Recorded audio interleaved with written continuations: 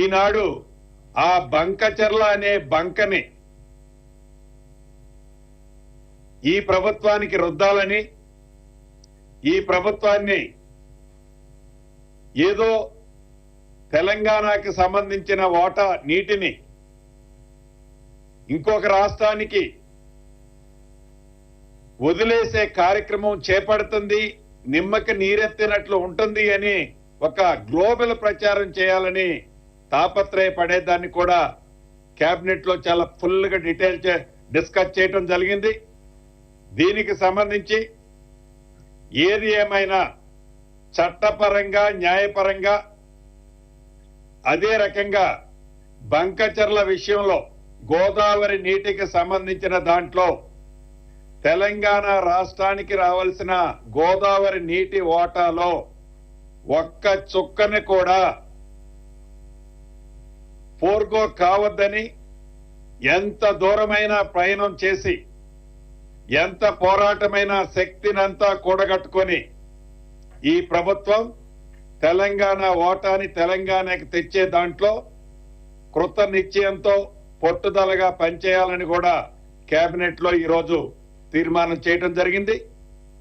ఈ సందర్భంగా మీకు చెప్పాల్సింది, కుప్పదూసోడు పరిగేరినోడిని బెదిరించినట్లు అసలు వారి ప్రభుత్వంలోనే వారు అధికారంలో ఉన్ననాడే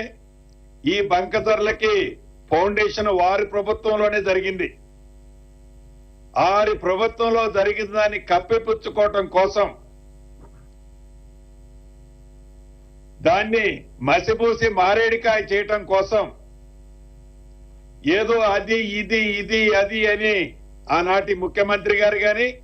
ఆనాటి మాజీ మంత్రులు కానీ ఏదో తహతాలాడుతున్నారో దాన్ని తీవ్రంగా కూడా ఖండిస్తున్నాం. దీని పట్ల ఈ ప్రభుత్వం తప్పకుండా చిత్తశుద్ధితో పనిచేయాలని కూడా నిర్ణయించినాం. దీనికి సంబంధించిన పూర్తి డీటెయిల్స్ రాబోయే కొద్ది రోజుల్లో మోస్ట్లీ జూలై ఫస్ట్ వీక్ లో ప్రజాప్రతినిధులందరితో రాష్ట్రానికి గతంలో ఏం జరిగింది, ఇప్పుడు మనం ఏమి ఎఫర్ట్ పెట్టామో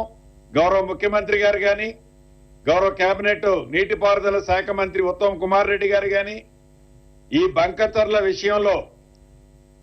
ఈ ప్రభుత్వం వచ్చిన దగ్గర నుంచి కేంద్ర ప్రభుత్వంతో ఏ రకంగా మన వాదనని